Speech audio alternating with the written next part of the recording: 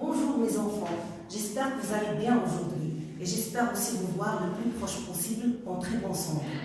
Puisqu'on est dans un cas exceptionnel et des situations ou plutôt des conditions exceptionnelles, la leçon d'aujourd'hui aussi va être une leçon exceptionnelle. C'est un mélange entre trois leçons.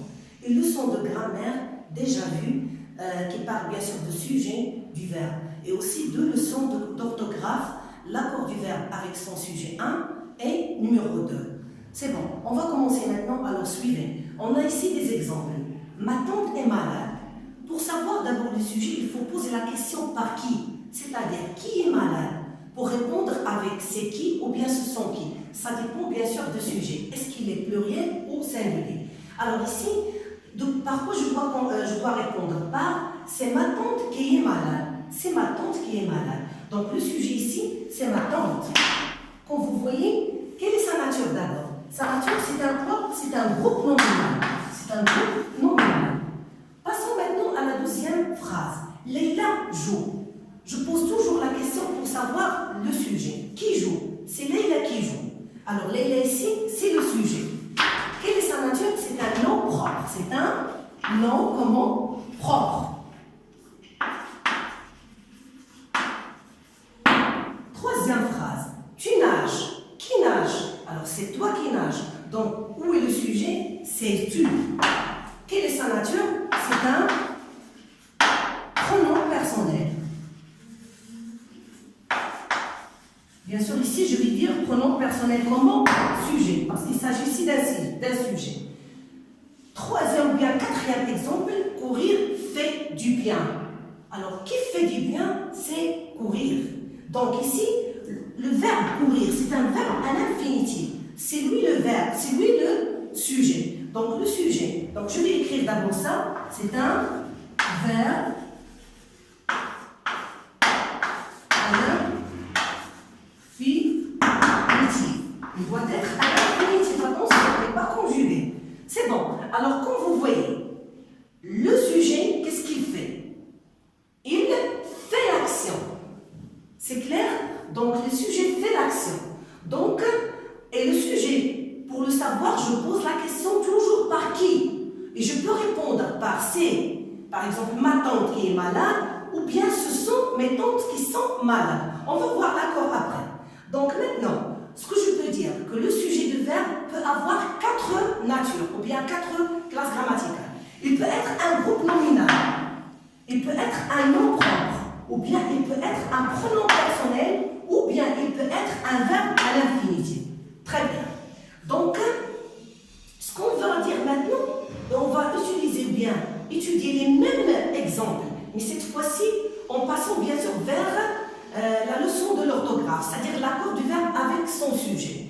Par exemple, ici, ma tante, le groupe nominal ici, sujet, il est singulier.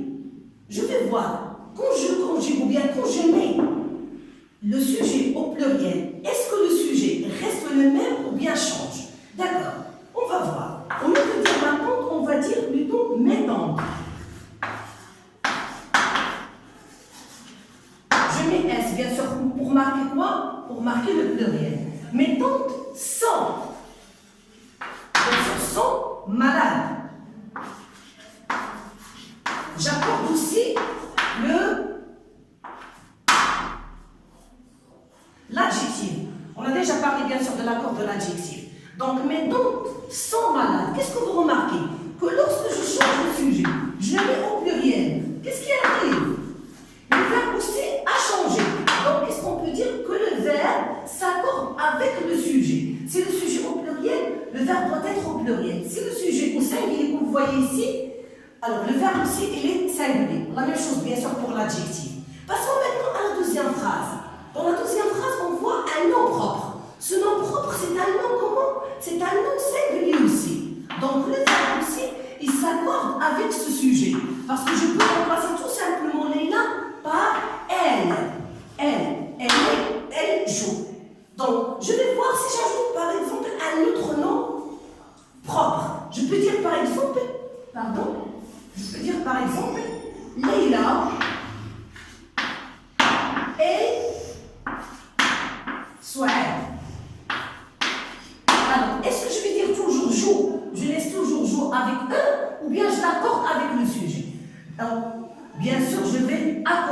le verbe et écrire joue en mettant bien sûr les terminaisons bien sûr du pluriel. Et je peux remplacer Leïla et Souad par quoi? Par elle et elle, qui nous donne bien sûr comme pluriel elle avec S. Et ce verbe bien sûr il s'accorde bien sûr avec ce pluriel.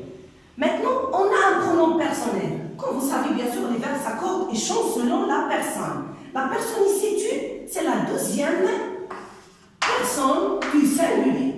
Alors bien sûr le verbe comme vous remarquez, tous les verbes ils sont conjugués au présent parce qu'il s'agit bien sûr ici d'une leçon de grammaire et d'orthographe. Donc je ne veux pas bien sûr compliquer les choses et mettre des verbes pour passé composé, etc.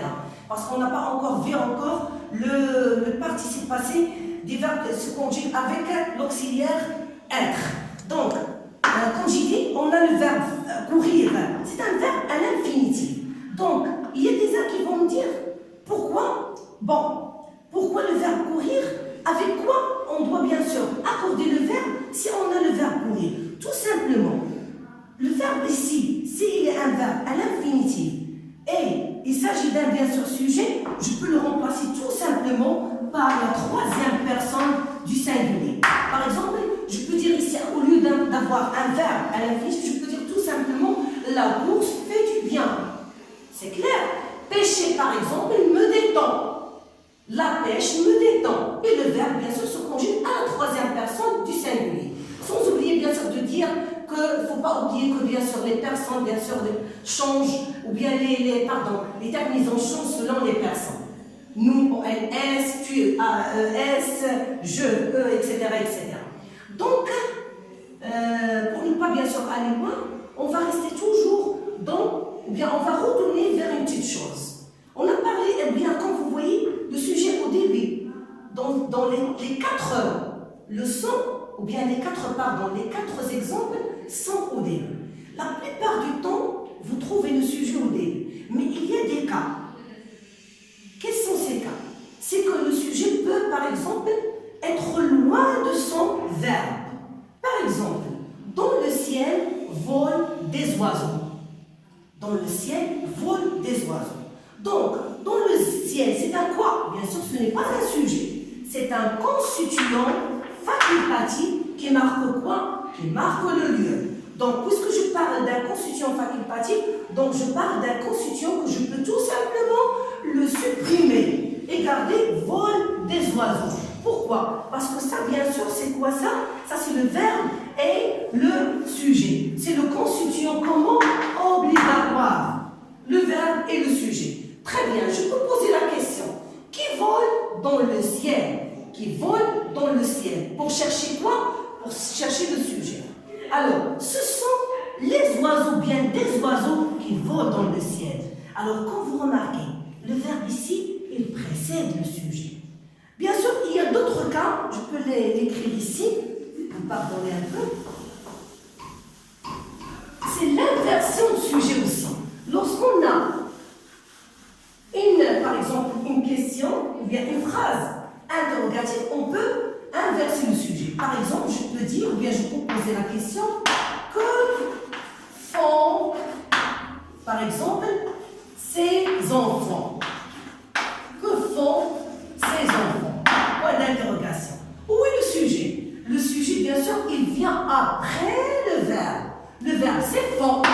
Et le sujet, comme vous voyez, il est après le verbe. Pourquoi? Parce qu'il s'agit d'inversion de sujet, parce qu'il s'agit d'une question ou bien d'une phrase interrogative.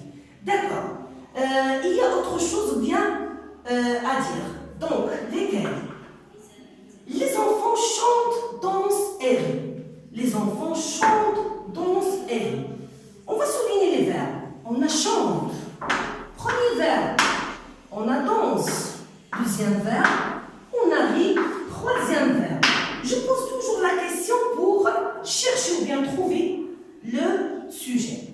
Qui chante? Ce sont les enfants. Qui dansent? Ce sont toujours les enfants. Qui rient? Ce sont toujours les enfants. Alors, qu'est-ce qu'on peut dire? Qu'un seul sujet peut avoir plusieurs verbes. Ou bien on peut dire le contraire aussi. Plusieurs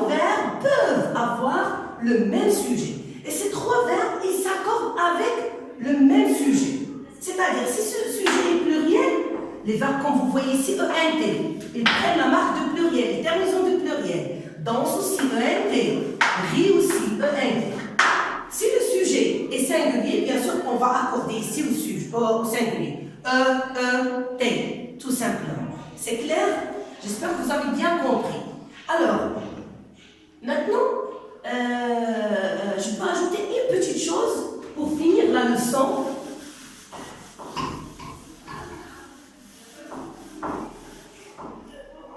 Pour finir la leçon, je vais vous ajouter plutôt une petite chose. Des fois, vous trouvez le sujet est un groupe nominal un peu riche ou bien un peu compliqué. Par exemple, alors,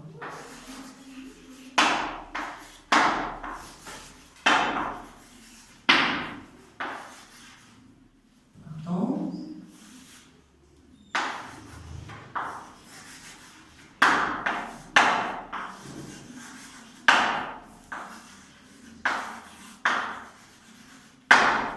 Les élèves de cette école organisent, par exemple, une fête ou bien une petite fête, ok? D'accord. Alors, où est le sujet ici? D'abord, je cherche le verbe. Comme je dis toujours, si vous voulez chercher ou bien trouver le sujet facilement, il faut d'abord trouver le verbe. Si vous trouvez le verbe, vous posez la question qui va vous aider facilement à le trouver. Le verbe ici, c'est organise. D'accord, organise. Organise comme vous voulez, c'est un verbe au pluriel, ok? Donc le sujet doit être aussi au pluriel. Mais où est le sujet ici? Alors, qui organise la fête ou bien cette fête?